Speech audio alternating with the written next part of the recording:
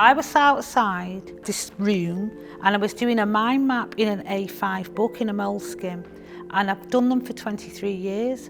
So, you know, like to create my plays and things like that. So I was doing that, and then I looked up and I thought, oh my God, these would look amazing on that wall. That was what I wanted. And then as I was thinking, I thought, well, I'm going to have a reason, you know, like to do them. I can't just walk in and do things like that. So that was when I thought to do it about that my mum is just white. I am not black. I'm not white, but I'm certainly not black. My mum is white.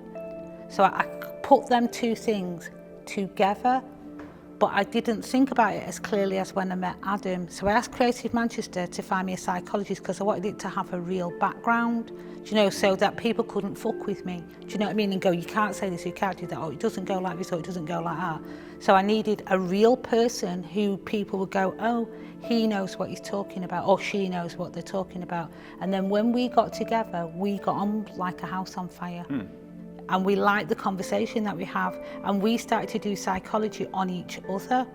You know, like, so we'd ask, and I would confess certain things, and I knew that if Adam didn't answer in a certain way, it was over. And Adam kept answering me really and not politely. And then the project grew from that between both of us.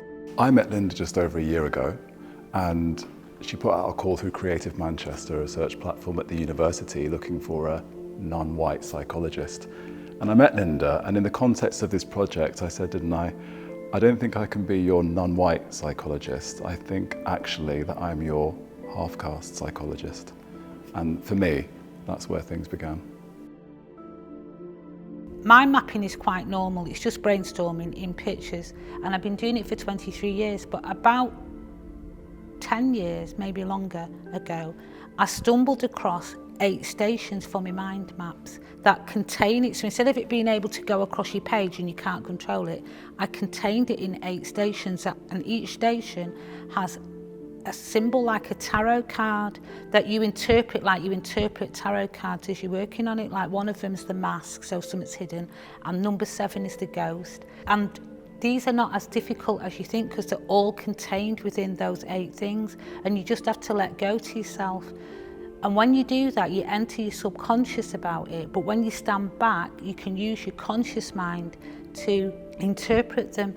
So continuing our conversation with each other, then we was able to use that device to have a bigger conversation with 5 other professionals who've got high power jobs as well. Yeah, and who all have My Mum is White. We have a consulting room, my consulting room, that we've created in the space.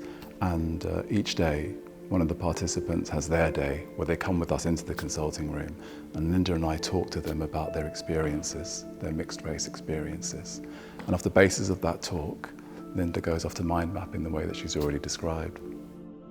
Each of them do have their own day. So each of us, I've done one as well, have done a memoir, and I began the memoir with another technique that I use called the 12 words technique, where I've asked them to tell me what does a mixed race sink look like from an old picture of a segregated sink where there's a black sink and a white sink in America. And I'm born before civil rights. I was 4 when civil rights happened. So loads of things, lynching has happened in my lifetime. And it's also intergenerational, so it's what does mixed race mean? Ellie's 30. She's got a totally different, I'm 66, so there's and Adam's 49, is that right? 47? 47. All right, sorry. You know, so there's each of them have got a different era and different time, but what's amazing when we're together, we are always laughing, and I wasn't expecting that. In terms of what I would want people to be able to take from this, the participants in particular, is to come in and feel looked after in the way that I felt. They've got their pictures up on the screen, going across in the montage. They've got their soundtrack playing, and they've got this wonderful space to relax into. And I know when it was my day, I just didn't want to leave. I really didn't want to leave.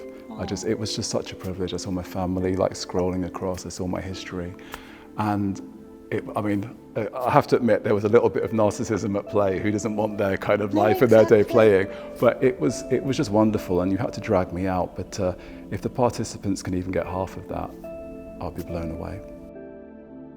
There are ghosts in this space. You know, when people come in and they go through the experience like we're going through, I've certainly found that there are ghosts walking among us, and it's hard to be in tune with them when you're out there and in the swirl.